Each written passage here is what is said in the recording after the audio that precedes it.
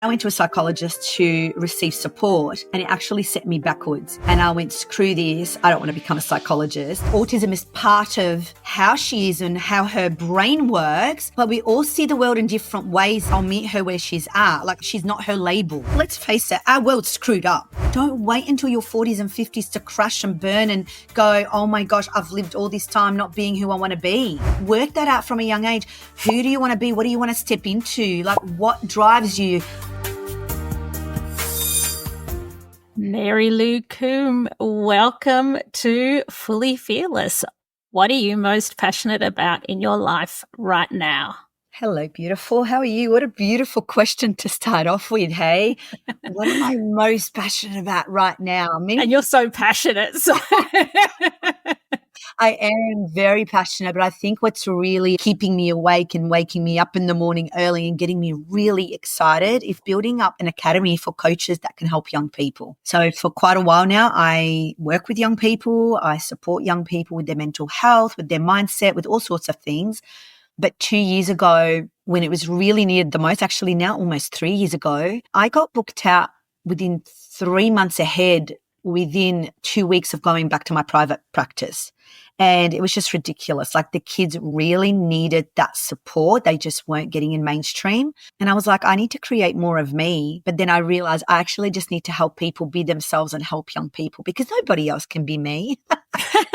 So, yeah, I've built an academy over the last year and a half with coaches coming in and learning how to support young people in a non-mainstream way. Let's just put it that way. So I get really excited about this in being able to help people do this and, you know, parents stepping into this group and understanding their young people better, because it's not just the mainstream psychology of understanding your people, but how do you apply all of this in real life? So I'm very passionate about it and just passionate about, you know, if like say 5 people even come into the course to learn about young people and they go out and help out 10 people, I've just multiplied that by 5. Like that's 50 kids helped right there that I'm unable to reach all on my own. So that gets me really excited and really passionate about what I'm doing. Wow, that's really exciting because I know that for years you've been passionate and working with children, and I know you have this beautiful, holistic, supportive approach, but I actually didn't realize that you were teaching others, empowering others to be able to go out and multiply what you know. That's exciting. And I assume when you're talking about a few years ago, that would be lockdown and... Yes, 100%. I was actually physically like a youth worker at an organization supporting young people. And it was just quite, let's just say the real pandemic for me was their mental health. Yes. That is what I saw, and just the minimal support they were getting in the online space, especially because that's the only way they could connect. And a lot of them were shy to do it or really over it because of what school pushed for their online schooling. Like there was just so many layers affecting their mental health with those lockdowns, in particular in Victoria, in Australia. Mm-hmm. And yeah, it was just, and it's exhausting. It was really exhausting. There's only so much one person can do. And the system at the time was like booked out 9 months in advance. Like I had young people starting to work with me that were self-harming and all sorts of things. And they couldn't get into like the Royal Children and the Monash like children's hospitals for 9 months for this issue. I'm like, oh my gosh. And a lot can happen in a week for a young person, let alone 9 months. That's a big chunk of their whole life. That is not okay. Yeah, exactly. Oh my gosh. So when you say mainstream, and so you're counting yourself as not being mainstream. Well, my degree is in social science and my majors were in psychology and sociology. And I love it. I love it all. I love understanding all the framework and the basis of the history of psychology. But the one thing I feel that psychology misses out on teaching is the human heart connection. It is so focused on proving itself as a science academically that it just forgets the human heart connection, and it looks at people as numbers rather than as humans with individual frameworks that are needed. Like nothing to me is a cookie cutter fit. You know, for me, if a child comes to see me, when a child comes to see me, it's very much about what is it that you need and where are you at and where am I meeting you at? Not, oh, you've got to fit into this framework and these labels and these sort of things.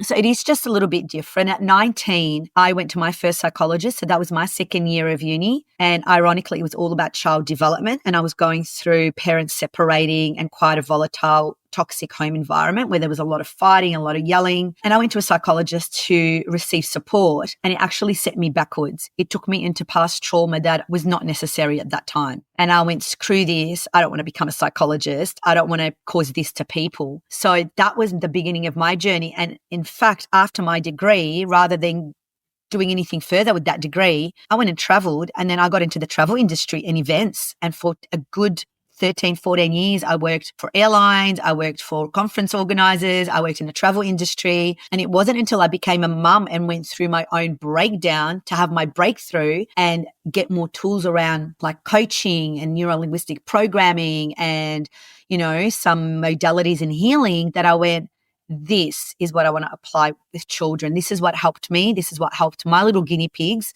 which are my boys. So I've got 2 boys that I practice all of this stuff on. Now they're 13 and 11. And that's what healed me, using this with understanding the framework of cognitive behavioral therapy and, the work of Freud and all of that, but bringing it in. How do we apply that in today's world and not looking at it as a problem, but rather of where am I right now? Where do I want to be? And how do I close that gap? Which is what I love about coaching so much. Okay, so the tools you use, you've still got that basis of psychology, but you found it limiting and a bit cookie cutter and restrictive. So the tools that you've went and explored and integrated since then, neuro-linguistic programming and your life experience. Life experience is the biggest thing for sure. But, training as a yoga teacher for young people and really getting into a lot of the somatic work. That fascinates me, yeah. Yeah, absolutely. And kids love that, and look, basically this is my whole philosophy in the work that I do. We're all starting off as little sprouts and we grow and we grow and we grow, right? And we collect different tools along the way. However, a lot of people get to their midlife crisis or a midlife awakening and, you can't grow anymore. That's it. That's kind of, and you go, holy cow, this growth has not worked for me. This is not working. And so you have to peel back so much and unlearn and relearn. How many people go through that in their 40s, 50s in particular? I'm like, why do we wait until that age to learn some of these skills that we can be giving to kids from a very young age where they're absorbing it better? About how do you speak to yourself? How do you self-care? How do you love on yourself? How do you shit on yourself? How you speak to yourself really matters from a very young age. But how many people speak really poorly to themselves and then in their 40s and 50s, they go, oh my gosh, I've been doing it wrong all these years and I have to learn to love myself and I have to catch myself speaking this way. The rewiring and relearning is starting to happen. I'm like, no, let's implement and plant all these things from a very young age. I mean, that's just one example, right? Or how do I respond to how people speak to me? Or, how do I deal with my own anxiety and stress? I'm responsible for me. It's not up to everybody else to make me feel better about myself. I make myself feel I'm the captain of me. So it's, give these tools from a very young age rather than waiting until, 40s and 50s to go, holy cow, I've got to relearn and I've got to restrip all my conditioning and learn everything from scratch again at that age. Have those tools from a very young age. And the amount of times I get people say, why aren't they teaching this at schools? I'm like, well, why aren't they teaching this at school? Teaching resilience and gratitude is what most schools do. And it's almost like just a tick off their list of we've done this well-being thing, but there's no embodiment. There is actual practice. It is shoved down kids' throats. So again, we're doing this thing and we're calling it that, but then the results are not matching. Yeah, for me, I'm very results-based and it is about the journey of embodying what you're learning. And we start that, with kids as young as, well, if I go in and do yoga in a kinder, if I go into a childcare center, or I've done this with kids as young as 4. And the younger you are, the less of that onion you've got, less of that crap you've got. So it's easier to just implement it. And the stuff that comes out of young people's mouth just blows me away. It's so beautiful. They really get it. They get this stuff. I can't help thinking, with having some neurodivergent people in my family. They're my favorite. Do you have a different take? I do. Yes. Tell me about that. What do you think versus the medical diagnosis of it versus how you see it? Neurospicy people, neurodivergent people, I call it my spectrumy friends because, it's such a big spectrum as well. It is really about meeting people where they're at. I don't give a shit if you're neurodivergent or not to a certain degree, in the sense of I just meet you where you're at. My big issue with it is when I get parents bring their kids to me, it's like, oh, that's Livy and she's autistic. And I'm like, that's Livy and I'll meet her where she's at. Like, she's not her label. Autism is part of how she is and how her brain works, but we all see the world in different ways, yeah? I think the thing that really gets to me the most is if a child is acting a certain way at school, a teacher has a lot less acceptance of them unless they come with that label. I'm like, why can't you just accept the child exactly where they are without that label and treat them accordingly? And the way that I see neurospicy people, okay, so this is our world. We're born into it. And these kids are growing up going, this, like, let's face it, our world's screwed up. The frequency of our world is screwed up. It is not great for these young people coming into it. And they're going, change this. This is not okay. Too much overstimulation, too much rah, rah, rah, rah, rah. Like, change it for us. And we're not. We're trying to shove them into a box and go, you must fit into this world. We're not responding to them and going, wow, we need to get back into nature a bit more. We need to be in touch with animals a bit more. We need a bit more grounding. We need all these things. And these children are a gift showing us that we fucked it up. Sorry for the French for the swear, but we really have screwed it up. And these children coming in are our opportunity to slow down, to think differently, to hold space differently, to really meet people where they're at and calm down our own frequencies. Why do neurodivergent children respond really well with animals and horses and trees and oceans and all of that sort of stuff? Because it is a beautiful natural frequency that they connect with. And this is what we must learn. But we are just too busy, too screwed up, too rushed to all those sort of stuff to stop and go, we can learn from them. And we need to slow down and we need to create that environment for them rather than try to shove them into a box where they sit still and they speak a certain way and they do all of this stuff. I call bullshit on that. I'm sorry. Yeah, because it's something I try to wrap my head around because something doesn't sit right with it being framed as a diagnosis and a disability. And disability, I do struggle with that as well. And I know some people want it to be that. No, it's not about dismissing. I get you. Just, everyone's got their own path. But I just feel like we're missing something in how we're viewing it. And the good out of it is that, okay, you get funding so you can pay for supports and that it creates this, like you were saying, this validity where you can have these discussions and it gives you a language, and maybe you shouldn't need to have that language, but it gives you a way to say, look, my child can't cope with these certain situations. What can we do? Right. And people can be more open and patient because of it. But so what if you're not diagnosed on a spectrum but still have some issues? Is that less valid? Yeah, exactly. Yeah. To me, meet the child where they're at. What do all humans want? We want to be seen. We want to be heard. We want to be acknowledged. That's every single soul's deepest need. We all need that. So why aren't we giving that to children no matter where they're at? I think we're making progress and we've got a long way to go, but at least we have this awareness that we can do better and we're looking for the tools. And maybe, I know for myself and where my child goes that they are doing the best that they can figure out how to do, and I'm actually quite impressed. But yeah, it's a matter of we need to know what the tools are. 100%. And how about also allowing ourselves to be taught the tools from these children, allowing them to tell us what they need rather than assuming and making an ass out of you and me, out of them, and going, this is what you need because I'm the adult and I know better. It's like, well, exactly. Like I work with so many children, they're quite disconnected with themselves because they've been told for 13, 15, 16 years, who are they? And it's like, well, who are you and who do you want to be? Don't wait until your 40s and 50s to crash and burn and go, oh my gosh, I've lived all this time not being who I want to be. Work that out from a young age. Who do you want to be? What do you want to step into? Like, what drives you? Understanding their values, understanding what's important to them.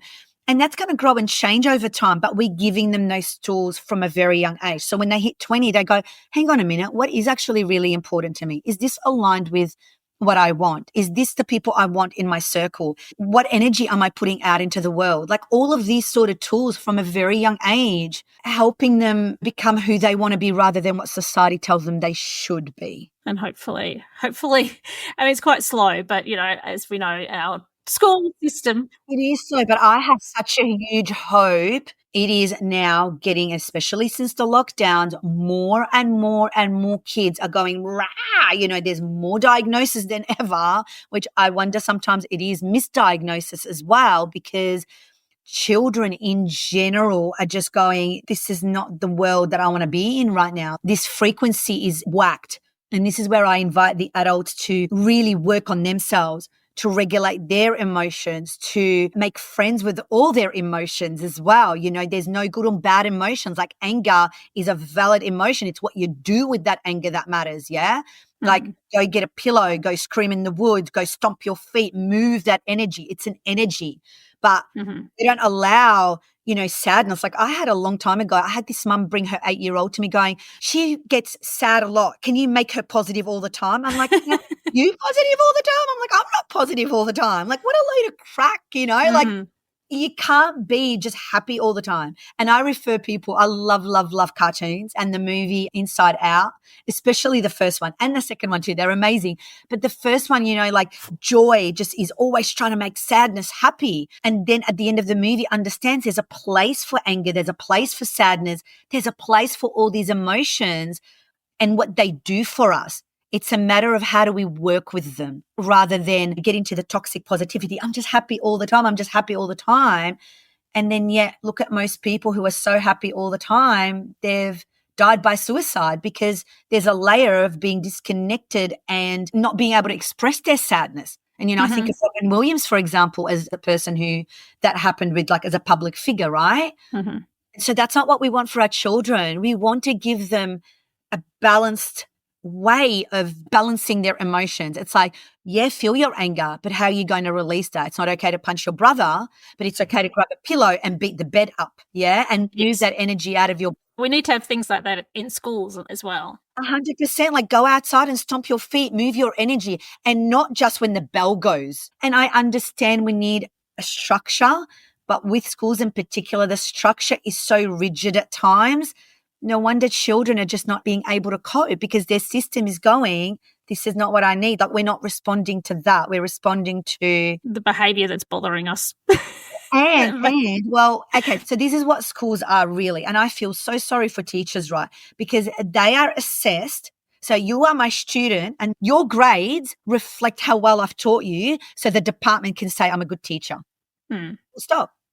Yeah. And who's in that department? Like, are they even in that classroom? Do they know the kids? Do they know what's going on that level? No, it's some shanty old man or woman like making up these rules and they have no idea. And then the layers and the layers and the layers. I mean, we've got the biggest shortage of teachers in Victoria right now. In Australia wide, I believe, but in Victoria in particular. There's been times where they can't even find teachers to fill in classrooms because there's no teachers. What does that say, right? It's one of the most important jobs right there It at the is. top. Yeah, nurses and teachers are the most important jobs, in my opinion, in this country. For a first world country, we do not treat them right. We do not pay them enough. We do not respect their time enough and the pressures that are on them. And their degree, what you have to go to uni and do in a teaching degree, does not include OT, speech therapist, psychologist, all of the other stuff that they've had to become because they're managing behavior. They're not teaching anymore. And, the system needs a huge overhaul. I'm not here, though, to change it. I'm just here to create a new one and, plant all these seeds with children. Because even though I work with the children, I'm also working with the family, yeah? It's not like you just dump your child on me for 1 hour every 2 weeks and you don't know what's going on. Like I give you lots of tools. We communicate a lot. I need you to understand the psychology of what's going on for your child. I mean, it's just something as simple. Everybody knows the 5 love languages, right? Most people know the 5. You can go Google it. And if you don't know about it, go Google it, read up on it. It is an amazing tool to implement in your family and understand what is my love language, what is my child's love language, and how do we communicate that together? A lot of people know about it. So we've got the knowledge, and that's not power. What action are you taking? And then the embodiment that's happening underneath that. That's the important part. Yeah. I think that's what's needed out there and that you're teaching really is one thing to know. And a lot of people are like, I agree with you so much, Livia. Like we are changing, we are moving, we are progressing, we are becoming better on so many levels. Impatient me wants everything yesterday though. And I know my weaknesses that I've learnt to slow down, and bring my energy a bit more centered, going, this is evolution. Like, it can't just happen yesterday. It is evolution. It is a step by step. This is how growth happens, and every day like, I'm not the same as I was even 6 months ago. My growth has been huge, and what I had to surrender to and practice what I tell myself, and, practice with my own energy and how I respond to stress and all of it. And that's just in the last 6 months for me. And I'm 46 years young, right? So it's a process. Like, we're always growing and evolving. Absolutely. You know what I say with personal development? When people go, oh, would the healing ever stop? I'm like, no. Like no, because when you're dead, it will. Well, you're dead. I'm not ready to be dead, right? Like, I'm always going to be growing until I die. I mean, that's how I see it, right? It's that sort of process. But also, do you just have a shower once and never stink again? Like, do you eat one meal and never get hungry again? And to me, that's what personal development is. It's part of my life. It's part of my everyday. And I realize when I'm not doing it and I'm not applying my little rituals, or I'm not doing my own growth, well, shit hits the fan, because that's my body and my life going, hang on a minute, you're out of alignment. Come back. What do you need to learn? What do you need to grow? What do you need to do now? Every single time, I promise you, I'm my biggest guinea pig, and so are my children. So, which is great, because that's embodiment. I know this works. And the other thing, what you're saying, it reminds me of one of the things I always think is that children, like you say, are our teachers, but especially the preschool age. The whole thing about not avoiding emotions but feeling them, they are the role model for that. They will have a tantrum and they will scream, and then it's out of their body, and then the next minute they're totally in their joy, and they don't need to meditate or think, be in the present moment, notice the rustling under, they don't need to do anything. They are just in the moment without even having to think about it. And the fact that tends to be a preschool thing, is that an indication of what happens when they go to school? Is that a thing we would keep? Well, it's not just because of school, but from about 5 onwards, what starts happening is they start switching on that behaviors have consequences. And, we start caring as humans from about 7 onwards. It's really like those first 0 to 7 is where your blueprint and what we call belief system is being created, right? And we used to think that was it. And then after that, like, we've now learned through neuroplasticity that can be changed, and the neural pathways can be changed, and we're not stuck with that, right? But what happens then as well is we start going, oh, it's not just mum and dad. It's not there's people that are looking at me. Oh, like, what reactions am I getting here? And we start becoming a lot more self-conscious and a lot more self-aware. And that happens to coincide with school age, like starting school. So you've been to the bigger world, especially under 4. They don't give a shit because they don't have that awareness. They don't have that growth, like that brain capacity to go. It's just what they need, and they're very responsive to what their bodies need. So one thing I teach in yoga in particular with parents, wanting them to understand this, like, one thing, right? So there's, like, I call it piggy in the mud, when you're on your back and you're rolling and massaging your back kind of thing. Now think about, especially under 2, when they get on the floor and throw a tantrum and they're thrashing their body everywhere. That is seen as unacceptable by society. See, because that's the meaning we put to certain behaviors, good or bad, the stupid label. What if we were to look at that kid and go, well done, darling, on regulating your vagus nerve, your spine, which is where your vagus nerve runs down, all of this area here. And when you're massaging the spine like that, you're regulating your feelings. So even for adults who are listening to this, you're having a really hard time and you're out of your body, get on the floor and pretend you're a piggy in the mud and roll on your back and see for a minute after that how much better you'll feel. So children do it naturally, but yet we label it as bad. Oh, you're just having a tantrum. You're embarrassing me. Get off the floor. Like, this is bad. And yet they're doing what's natural, what's good for their body, but we shut it down because we're the adults and we know better. But if we actually stop and go, what is my child doing right now? What do they need? How can I hold that space for them so they're doing it safely? That's the most important thing I feel as a parent I need to do. They're not hurting anybody. They're not smacking or, like, hurting anybody. See how that changes how we look at that one thing? That's just one thing. Yes. And when you look at that and you realize, oh, hang on, and have some self-awareness and go, I'm uncomfortable that they're doing that, and I'm worried about what people will think, and start to unpack that and realize how often we care about what people think is, we're unconsciously, without realizing, could you lie on the floor and do that in public in front of people? Yeah.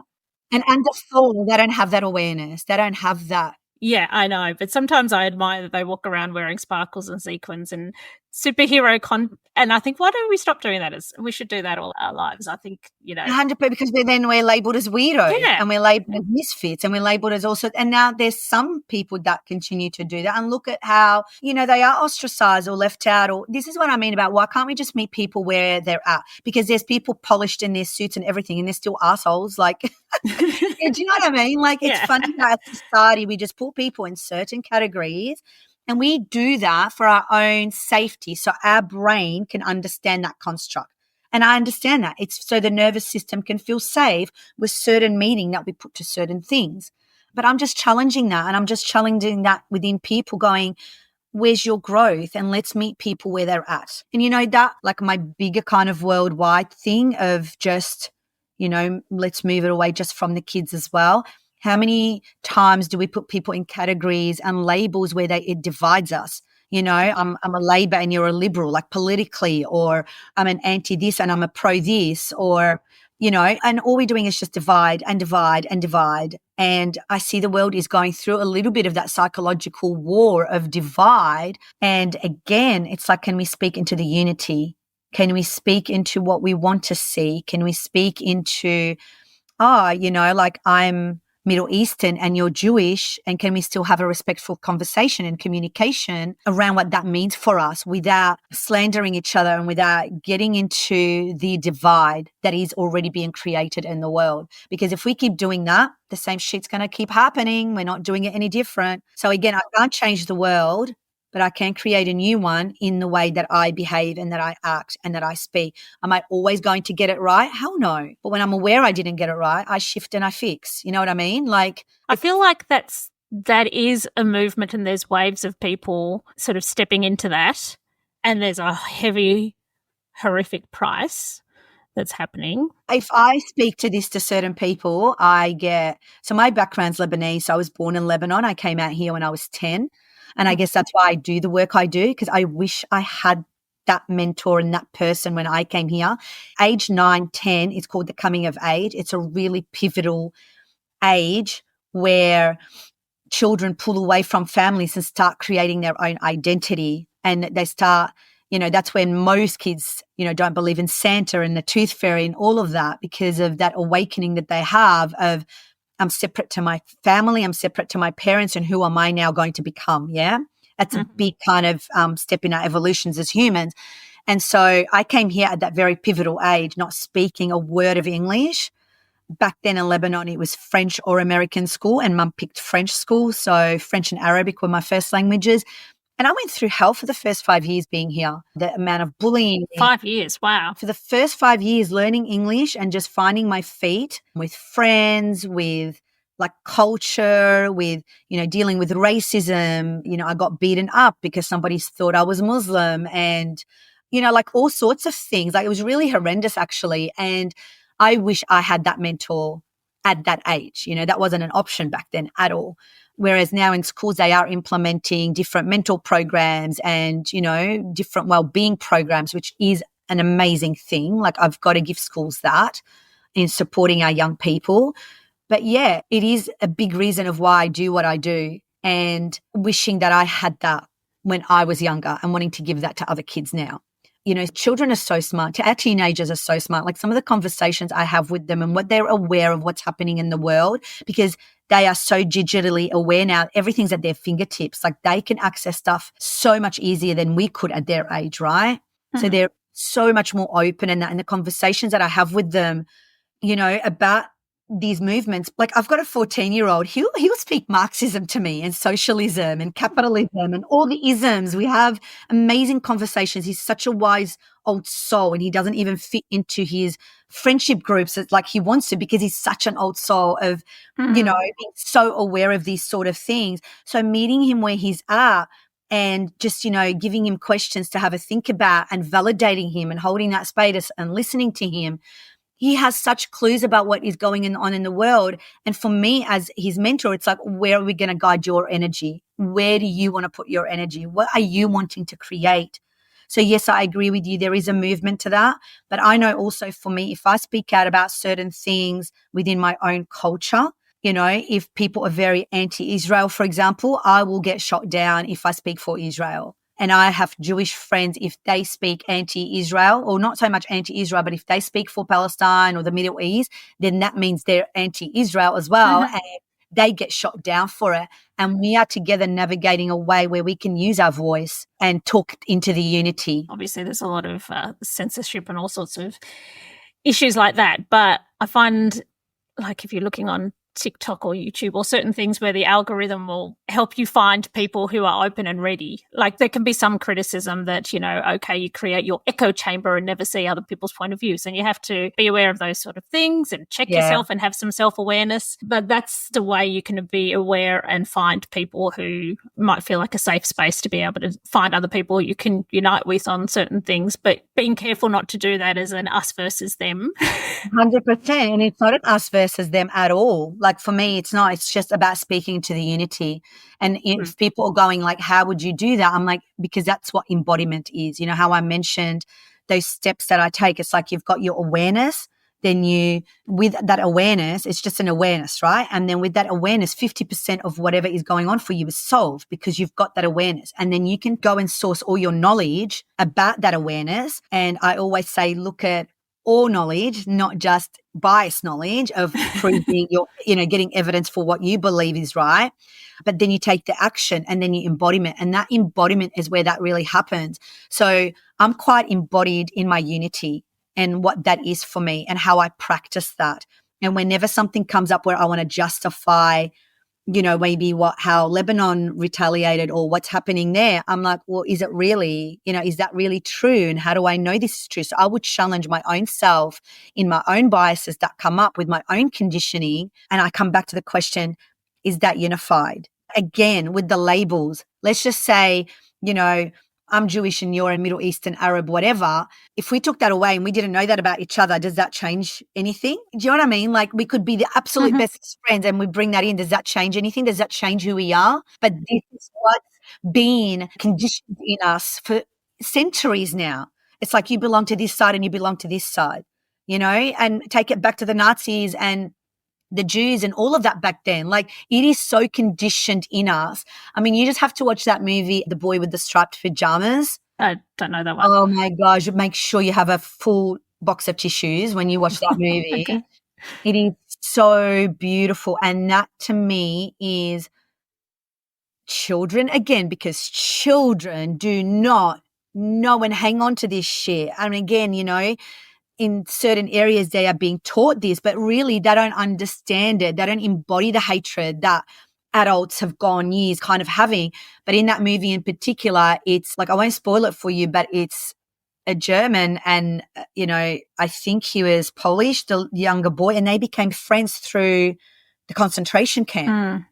Oh my goodness. The German was free to come and go, but the young boy was in a concentration camp and they became best friends through the wire fence. And look, even now I get like, oh my goodness, yeah, all about it. And I'm just like, and this is how we are. Like, you know, if that was you and me, it's like we would just be connecting because we had a synergy and how kids are. We wouldn't go, oh, you're black and you're Jewish and you're this and you're that and I'm not going to like you kind of thing. And I don't have any of that shit. So, I mean, yes. I guess I'm thinking of people like Anita Moorjani or anyone who's, you know, had a near-death experience and comes back and they say, oh, we are, when we go, we don't take any of those, when none of those labels. None. She's one of my favorite people, actually. She really taught me, reading her book in particular and listening to some of her YouTube videos. When my father passed away and 6 months later, one of my best friends, I was 40 and she passed away leaving 2 boys behind as well, really rocked me. Like going, oh my gosh, like death was so in my face then. And I really had to look at that. And that book, Dying to Be Me, highly recommend. Like, it was amazing. It really helped me understand death, look at death, what happens to us. And I'm no longer afraid of it. I'm sad when someone goes, but it's like, okay, your journey's done. See, now you've become perfect. You're gone. You've hit your growth. You've hit your perfection and there's no more to do for you. And our souls leave. So yeah, that's a way. And thanks to her. So it's funny you mentioned her, actually. I don't know why in particular her book. At the time, I didn't realize it would have such an impact, but I just keep referring to it.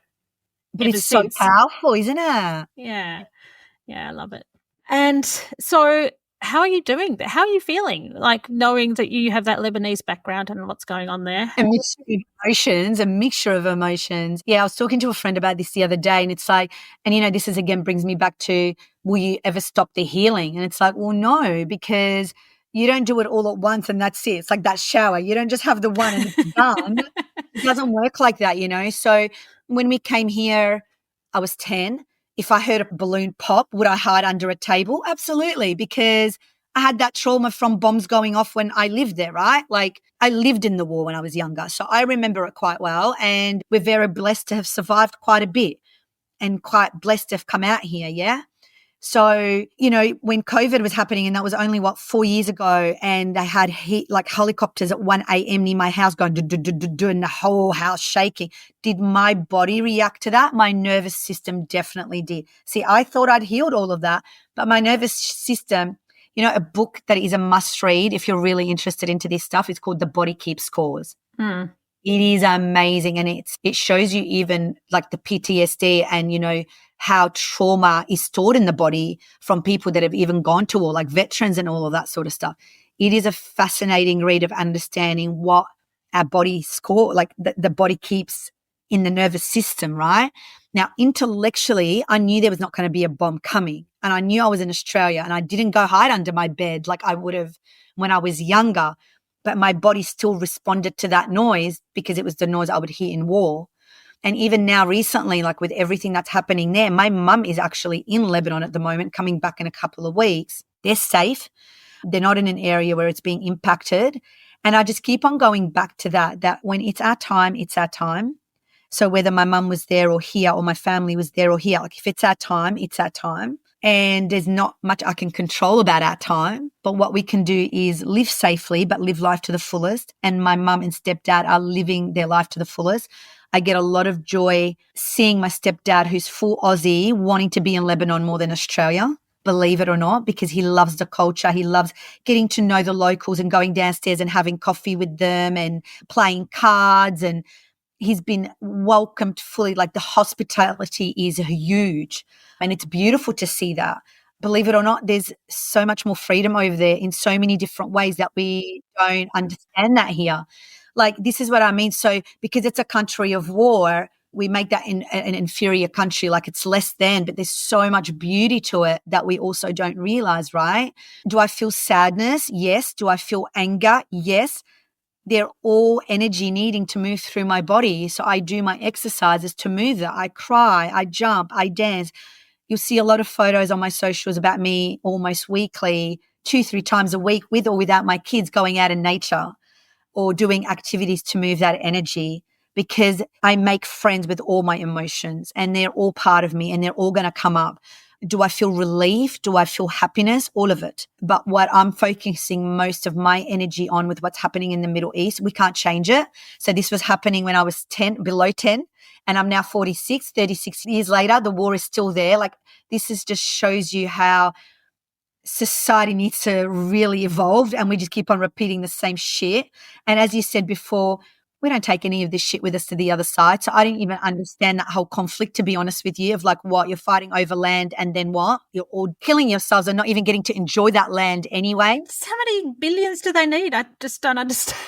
It's all about the shadow values, understanding the shadow values of greed and power. Man has always been addicted to power. It's not even so much money, but it's yes, that power. makes more sense. Yeah. And what we get from power. Again, see, it's a shadow value of us that if we're not connected with that, we're going to just want more and more and more. I mean, just watch villains in movies. It really depicts that of, they're not, the baddies, they think they're doing the right thing, but they are just filled with that power, and that more power just gives you hunger for more power and control. And we can do that in a much better way. So the lesson for me is to maintain my energy and not go rant about, oh, fuck Israel, or fuck this, or, like, rah, I just want to get back at this side and I don't care. Because a lot of people would do that because they're just taking sides and, they need to fight for that side. For me, it's about bringing my energy going. Reality is there's a war between all of these people, and all of these people are taking their part in it. I can't control that. Like, me getting angry or ranting about Israel, let's say, as a Lebanese person, what is that going to change? Nada, zero, zilch. What I can do is go, where am I going to put my energy? How am I going to speak to this? How do I show up with my Jewish friends? How do I show up with my Muslim friends? How do I show up with my different background friends? Yeah. Without seeing them as their label, without seeing them as the culprits of that culture or religion. Because I speak to all my Jewish friends. Do any of them want this? Hell no. None of us want this. How do you speak to people without them not seeing you as a label? That's not my issue. It's their issue. I just have to stay centered in my heart. And if somebody is triggered, if I am fully in my heart and I'm not raging and ranting at them to cause that fight, if I stay fully in my heart and in that energy and practice that, that's become my practice, then, they can't. If somebody's ranting or raging at me, my response now is to just zip it. Mm-hmm. Just zip it. And because that's their shit. It's got nothing to do with me. Yeah. And then I can decide to go, thank you so much for your time. I'm walking away now. Or I just stand there and hold that space for them because they've got so much anger and energy in them that needs to move. And where are they? I'd rather them yell it at me than go friggin' stab someone with it. That anger needs to go somewhere. So it's about learning how to release that anger in a positive way rather than in a destructive way. See how it brings me back to what I was talking with the children? But this is what I mean. Adults are learning this and adults don't even know this. So why aren't we teaching them from a very young age? We're all children. We are all children, aren't we? We have younger ones because they're less of a layered onion to deal with. You mentioned something in one of your lives because you've got to set yourself a personal challenge to do a bunch of lives. And you said something about protests don't work. What did you mean by that? And what do you think people can do that is helpful for if they're really concerned about the horrors that they see? Okay, you can go to protests to show that support. I get it. I get why people would want to do that. But look, I'm just going to use something for you. And this is very NLP in that. And I've been criticized for this before, and that's okay. And that's really okay because people don't fully understand it. They haven't learned it, but I just want to plant a seed of this is how powerful our mind is. If I tell you, do not think of a pink elephant, your mind will think of a pink elephant. I mean, this is so widely used. I'm not making this up. This is not my discovery. This is just showing you evidence of how the brain works, right? If I tell your brain, do not think of a pink elephant, you will think of a pink elephant. So if I say, I don't want fighting in the Middle East, it's going to continue, like my energy is going to keep on being focused on that. When we go to protest, look, there are I've been to a couple of protests over certain things, but again, I've chosen the protests I go to where there's unity rather than we're fighting this thing. And we're in that energy and we're fighting this thing. It's a battle. It's a fight. What's the energy around it? So even, Mother Teresa would never go to a protest. She's like, I pray for peace because the energy of protesting against war and praying for peace, just feel that within your own body. What feels better? Yeah. What is going to get, so what can people start doing for themselves? If every single person on this planet took fucking full radical responsibility of how they show up, how they speak, how they treat others, where they put their money, where do you consume your stuff? Like fucking start looking at the way you behave, the way you speak before you go out there and have a go at anything out there. Yeah. If you are mad about, for a lot of the protesters in the city, like you're mad about Israel bombing whatever, their missiles or whatever, or Hezbollah doing their thing. I'm just using that as one example. How do you fight in your own life? Do you fight dirty? How do you communicate with your loved ones or with your not so loved ones? Yeah, before you take it out there and go rah, rah, rah at something, how are you showing it up in your own life? Yeah. If you can't answer that, I'm sorry, go look in the mirror and start it at home. You want the world to change? Go start in your own backyard. Go start in your own house first. Watch the world. Yeah. Not everyone draws that parallel, but I guess we're on a journey. But, they'll think, look, I'm just arguing with you, but that's not the same thing as a war over there. But it's basically how we create a... No, absolutely not. If I would speak to my cousins over there, it's going to be different, right? But this is, you're asking me, how do we create that ripple effect? Like what can we do about a war? I mean, come on, have we not always felt guilty about starving children in Africa? From a very young age, how many people our age are like, oh, you better finish your meal. There's starving kids in Africa. Like I'm going to be able to send them that meal, right? And there's been starving kids in Africa since I was born. Can we do anything about that per se? Like, can I go in and change the continent of Africa and starving children and what goes on there? No, I cannot. But what I can do is in my everyday life, where do I spend my money? What companies do I support? What do they do? When I traveled to Africa, how did I choose to behave? How did I choose to respond to the culture? You know what I mean? Like that's where our power lies. And if every single person did that, and rather than going on the outside, what can I change? Go within and change you. When we heal, the world heals.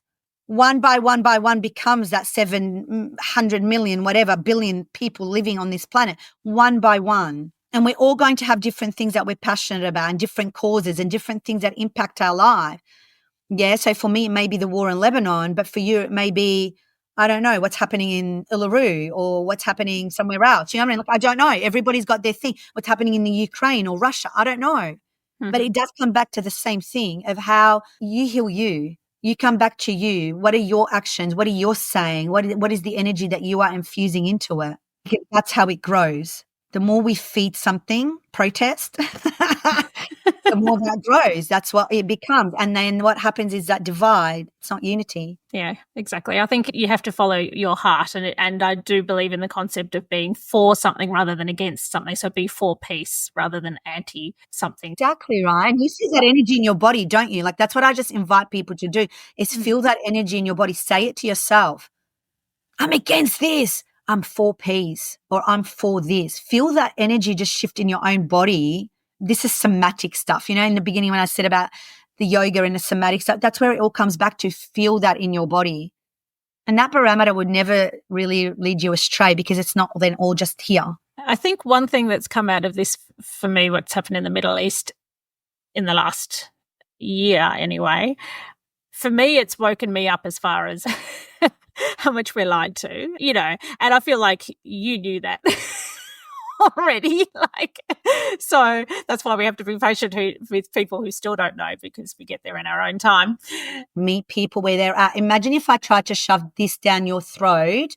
This is another thing with some of the movements happening out there where I think also they're failing a little bit is because we're trying to shove things down people's throat when their nervous system is not ready to hear it. And you had to go through your own evolution and your own awakening to go, holy cow, I'm being lied to. Like we are being lied to. And then you'll start different like you're creating a new neural pathways and different things are going to be firing off in your brain and you might go down your own rabbit holes to get educated. Do you know what I mean? You've got the awareness, you're gaining the knowledge, you're going to take whatever action and the embodiment will happen. That is just a really simple step in all of our evolution. Some people do not get to the embodied part. They just speak it and sprout it, but they're not living it. And this is what I'm asking people to do is you want peace, live peace. I can't say to myself, I want peace, but then I will attack my Jewish friends about what their country is doing or what Israel's doing. That doesn't work. I have to practice being peace if that's what I want. I think you have to have some sort of faith to be able to do that because I know a lot of empathetic people who go, but I can't watch this happen. I can't watch what they're doing. I can't. You can't. I don't watch it. I actually wake up in the middle of the night, Liv. Like there's been times, so when Lebanon a few weeks back, the north got hit and I didn't know about it. But at 4 a.m., around the time that it got hit, I woke up with my heart racing. I'm going to get a bit emotional. But my heart was racing and I'm like, what the hell's going on? And I had to call my mum straight away. And she let me know that they just got hit in the north, but it was still far away enough from her. So this is what I'm saying to you. I still go through my emotions. I don't disregard that feeling, right? And the nervous system, the body keeps scores. It really does.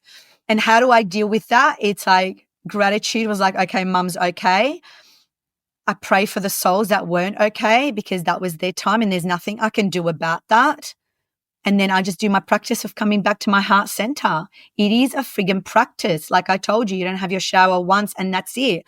I do this daily. It is part of my practice. Otherwise, I will get derailed. I would because it is so easy to buy into the hatred and the us against them and all that bullshit. It can be really easy to buy into that.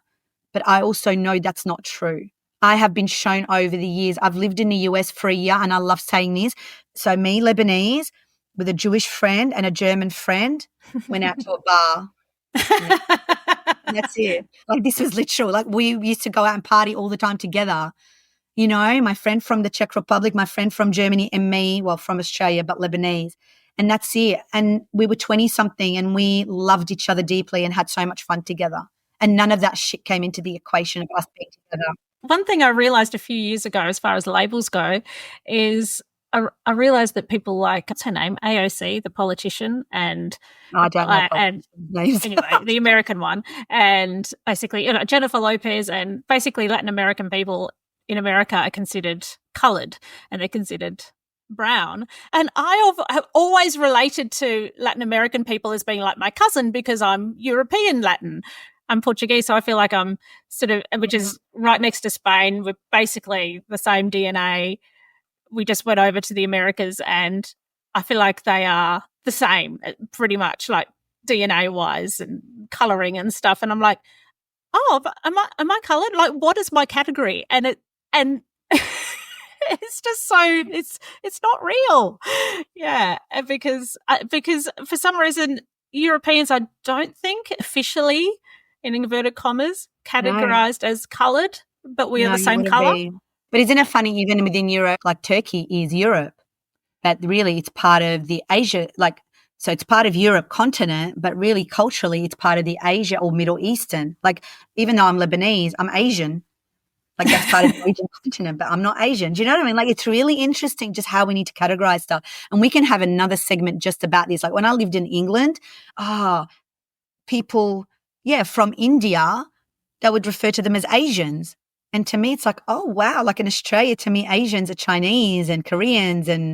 But really, India is part of the Asian continent.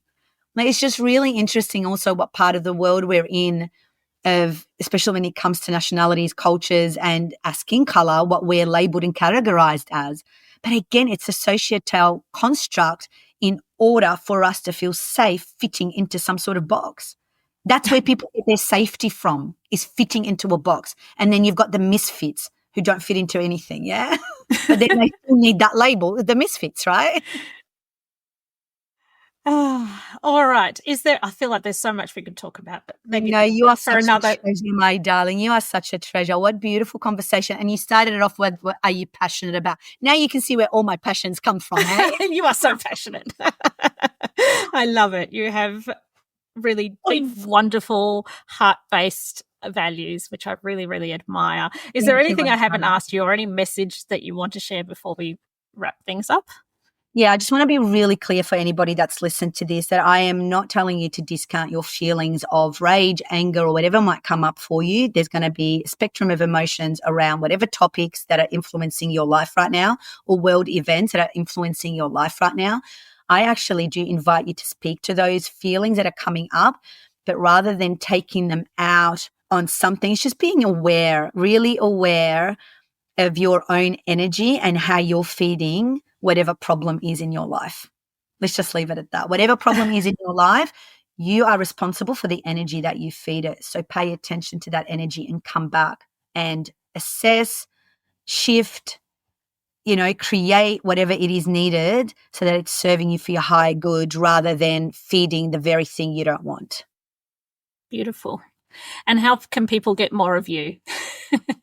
So on my socials, I hang out on Facebook quite a bit. I don't know why, because it's not my favorite place, but it has all my favorite people that I can connect easily there with. So just Marilou Coombe or Empowered Youth Coaching for my page, which I've only just started because I did get hacked about maybe 8 months ago and I lost everything, like my 3,500 followers that I'd built on my other page, my groups, everything I was denied access to. But it's been beautiful restarting and recreating. See, the reality is that shit happened. Did I get angry about it? Yes, I did. But then I went into action mode and beautiful things have come out of that. So yeah, mainly on there and on Instagram, Empowered Youth Coaches as well. We'll pop that all in the show notes. Thank you so much. Thank you, my darling. Stay fearless. Hit subscribe and let's dive into the next episode.